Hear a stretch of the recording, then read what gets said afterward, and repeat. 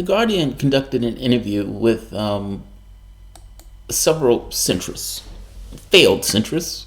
One is a war criminal. The other one could get her own bona fides up there from the standpoint of being a war criminal, or at the very least incompetence on matters of war, with a bad track record, to say the least.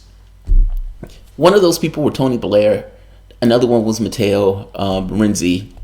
We're not going to talk about either one of those today. The person we're going to talk about is the other centrist that The Guardian talked to, was Hillary Clinton. And this particular issue dealt with right-wing populism.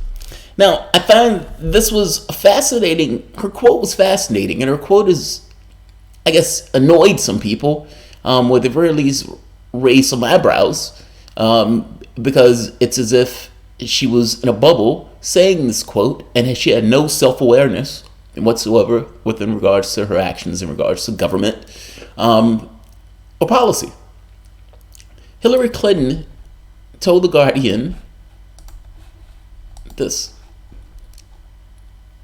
I think Europe needs to get a handle on immigration, because that's what lit the flame, Clinton said, speaking as part of a series of interviews with some senior centrist political figures about the rise of populists, particularly on the right in Europe and in Americas.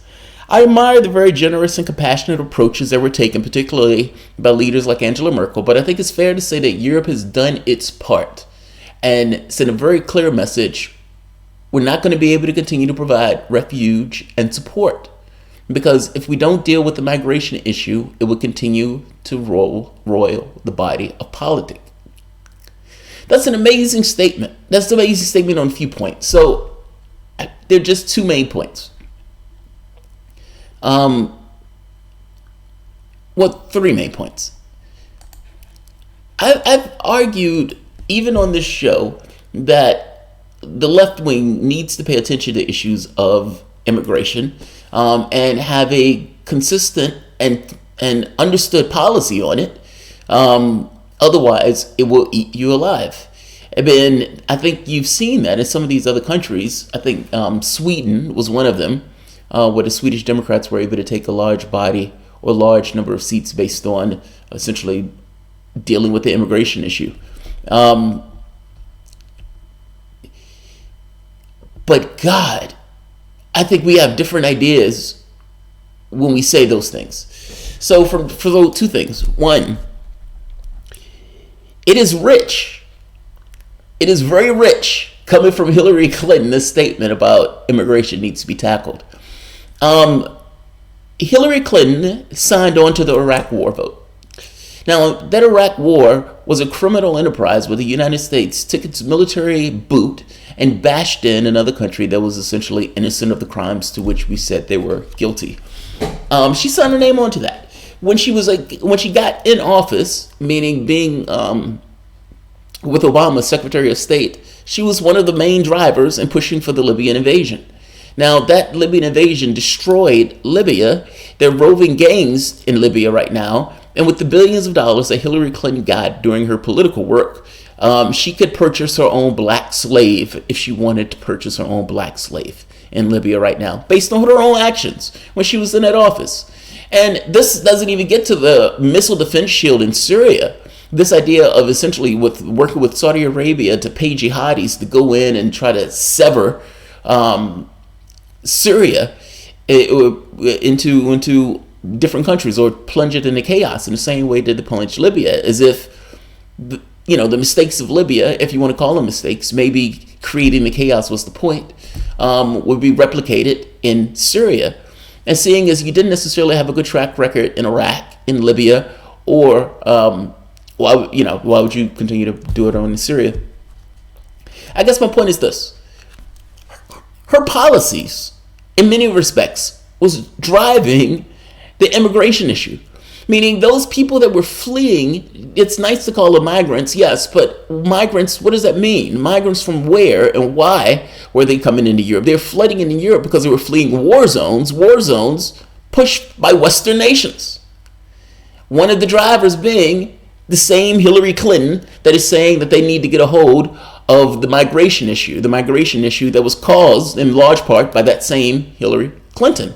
I found that to be an amazing statement, that's all. It's no self-awareness at all that the actions that you take in that office or the actions that you espouse is actively creating the problem to which you're complaining about. I find that to be amazing. The second part to this is what is being omitted.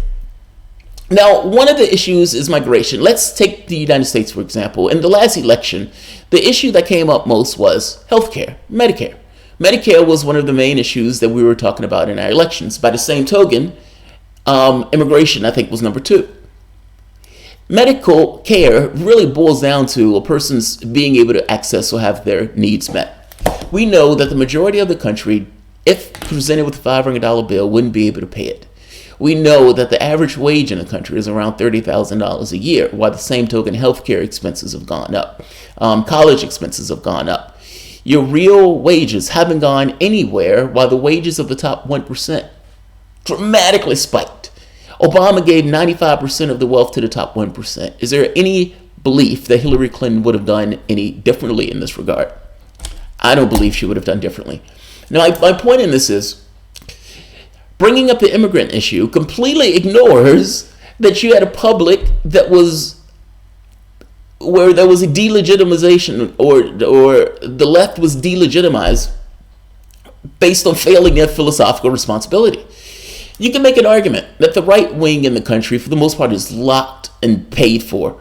They're bought. But what does that have to do with Democrats? And are Democrats supposed to, what is their philosophical responsibility within the political landscape? And would that responsibility have to do with dealing with the amelioration of the working class?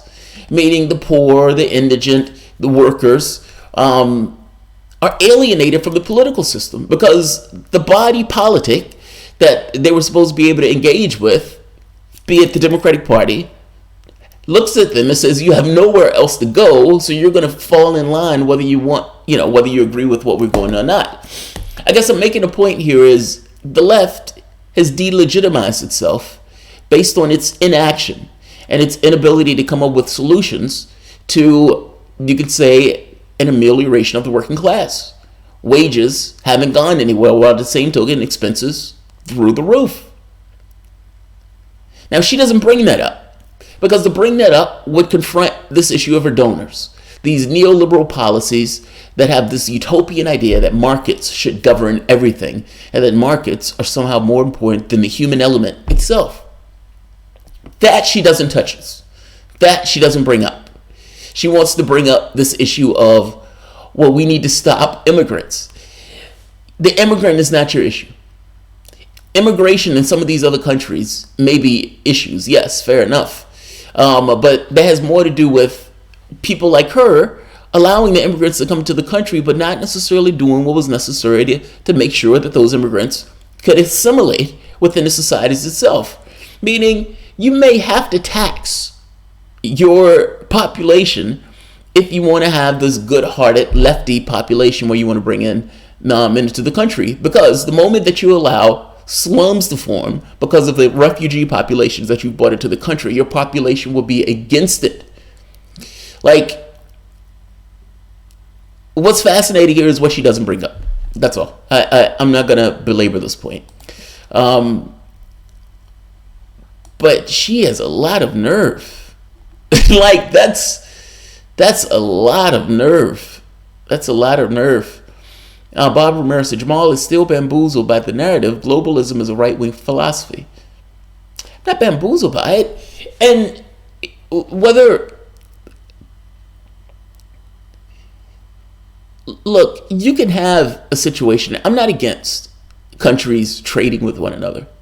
But what you've had is a top 1% that has done magnificently well, while everyone else, not so much. And that needs to change. Whether you want to call that a right-wing philosophy or not, it's somewhat of a moot point. NAFTA was a right-wing policy. Please, not immigrants. They're refugees, mate. Fair enough, refugees. Fair enough, refugees. Who thinks thousands of people fleeing is a good idea? Flowing in is a good idea. Kim Harden. It's not thousands of people flowing in. I mean, and it depends on the situation. If you are creating policies that are creating refugees, then you can't really complain about the refugees. I mean, come on, let's be honest. This idea of saying, oh, who it's like, God, we hate all of these refugees. Then stop creating the refugees. Then stop creating the refugees. Whether that's in South America or whether that's in the Middle East. Your country is promoting policies that is creating the very refugees that she's now complaining about. I mean, come on.